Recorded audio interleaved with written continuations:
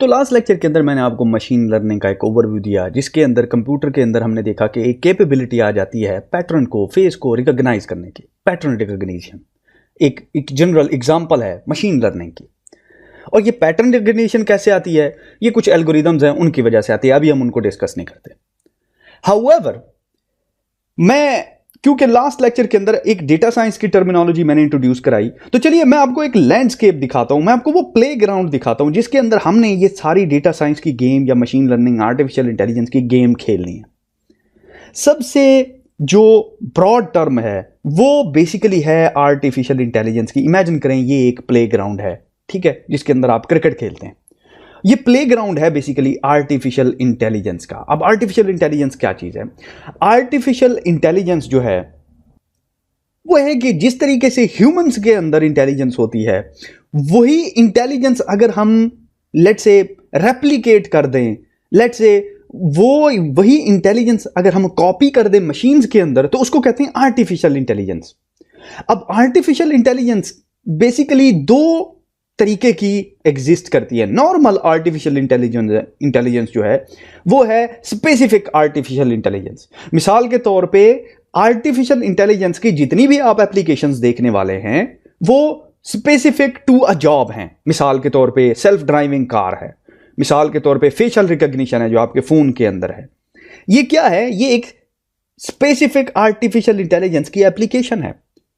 अब इमेजिन करें एक सेल्फ ड्राइविंग कार है टेस्ला, जो कि बेहतरीन तरीके से सेल्फ ड्राइव करती है कार को। इसका मतलब यह नहीं है कि अगर वो कंप्यूटर जो कार को अच्छे तरीके से ड्राइव कर सकता है वो आपका खाना भी अच्छे तरीके से पका सकेगा। इसका यह मतलब नहीं है। क्यों? क्योंकि वो एक जॉब स्पेसिफिक है। इसको कहते हैं स्पेसिफिक आर्टिफिशियल इंटेलिजेंस। इसके बरक्स एक दूसरी आर्टिफिशियल इंटेलिजेंस है जो कि ज्यादा मुश्किल है, वो है जनरल आर्टिफिशियल इंटेलिजेंस। मिसाल के तौर पे ह्यूमंस जो हैं वो जनरली इंटेलिजेंट है कि अगर एक ह्यूमन गाड़ी अच्छी चला लेता है तो अगर वो सीखना चाहे तो वो बेसिकली खाना भी अच्छा पका लेगा, कंप्यूटर से तो एटलीस्ट अच्छा पका लेगा। तो ये है मेन प्लेग्राउंड। अब इस आर्टिफिशियल इंटेलिजेंस के अंदर बेसिकली एक और फील्ड एग्जिस्ट करता है जिसको बेसिकली कहते हैं मशीन लर्निंग। मैं इसको एमएल कह रहा हूं, मशीन लर्निंग। अब मशीन लर्निंग क्या करती है कि एल्गोरिदम को यूज करके, जैसा कि आपने देखा कि पिछले लेक्चर में, वो क्या करती है? पैटर्न को रिकॉग्नाइज करती है, और ये सिंगल एप्लीकेशन है। अब इस मशीन लर्निंग के अंदर एक और फील्ड एग्जिस्ट करता है जिसको कहते हैं डीप लर्निंग। मैं इसको कह रहा हूं डीएस। अब याद रहे ये जो डीप लर्निंग है बेसिकली यूं समझिए ये ऐसा ही है कि हम मशीन लर्निंग को मजीद स्पेसिफिक कर रहे हैं कि हम मशीन लर्निंग अचीव करते हैं यूजिंग डीप लर्निंग।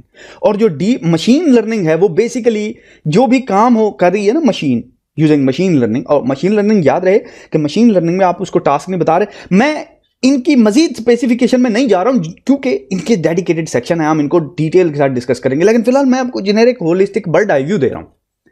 तो ये जितना भी आप डेटा साइंस अप्लाई करते, डीप लर्निंग अप्लाई करते हैं या मशीन लर्निंग अप्लाई करते हैं, एंड गोल ये है कि आप एक आर्टिफिशियल इंटेलिजेंस क्रिएट कर रहे हैं। एक और टर्मिनोलॉजी जो बेसिकली मैंने यूज की लास्ट लेक्चर के अंदर वो थी डेटा साइंस, डीएस। ठीक है, अब डीएस क्या चीज है? डीएस बेसिकली है डेटा साइंस। और डेटा साइंस जो है, याद रहे कि जितना भी आपने काम करना है मशीन लर्निंग या आर्टिफिशियल इंटेलिजेंस या डीप लर्निंग के अंदर, वो बेस्ड होगा डेटा साइंस के ऊपर। तो इसका मतलब यह है कि एक डेटा साइंटिस्ट को आर्टिफिशियल इंटेलिजेंस के बारे में आइडिया होना चाहिए, और एक आर्टिफिशियल इंटेलिजेंस के लेट्स से इंजीनियर को या के एक्सपर्ट को डेटा साइंस के बारे में आइडिया होना चाहिए। तो बेसिकली ये जो डेटा साइंस है, इसका मतलब ये है कि ये जो डीप लर्निंग है ये पार्ट है डेटा साइंस का। डीप लर्निंग को मैंने डीएस लिखा हुआ बाय द वे, तो ये डीप लर्निंग डीएल कर देता हूं मैं। और इसी तरह जो मशीन लर्निंग है वो भी बेसिकली पार्ट है डेटा साइंस का, क्योंकि जिसको डेटा साइंस आती है उसको मशीन लर्निंग डीप लर्निंग आनी चाहिए, और जिसको आर्टिफिशियल इंटेलिजेंस आती है उसको डेटा साइंस का आइडिया होना चाहिए। अब ये जो डेटा साइंस और आर्टिफिशियल इंटेलिजेंस की मैंने बात की, इनको अप्रोच करने के दो तरीके हैं। इमेजिन करें, और वो दो तरीके बेसिकली क्या हैं उनको एक्सप्लेन कर रहा हूं मैं। इमेजिन करें ये एक दरख्त है, ठीक है, ये एक ट्री है, और इस ट्री की खासियत यह है कि इसके ऊपर कुछ फ्रूट लगे हुए हैं। इमेजिन करिए मैंगो का ट्री है और इसके ऊपर 2 मैंगो लगे हुए हैं। ऑफ कोर्स आपको पता है कि ट्री के रूट्स होते हैं। अब आप बेसिकली 2 तरीके से अप्रोच कर सकते हैं। या तो आप ये देखें कि यार ये मैंगो कैसे लगा हुआ है, ठीक है, तो आपको क्या करना पड़ेगा, इस दरख्त के रूट्स के अंदर जाना पड़ेगा, देखना पड़ेगा कि रूट्स के अंदर वो कौन सी ऐसी खासियत है जो कि बेसिकली इस तरह का ट्री बनाती है, या यूं समझ लीजिए इसके सीड के अंदर वो बेसिक इसके गट के अंदर क्या पड़ा हुआ है। दूसरा तरीका यह है कि आप सीधा जाएं, मैंगो को पकड़ें और मैंगो खा लें, ठीक है।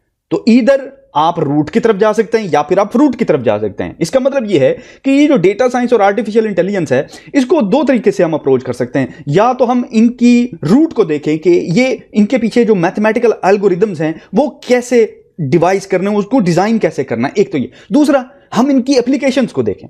तो जॉब स्पेसिफिकेशन के हवाले से सिर्फ एप्लीकेशंस इंपॉर्टेंट है, क्योंकि किसी भी कंपनी ने जब आपको हायर करना है तो वो उन्होंने आपसे कोई एप्लीकेशन करवानी है।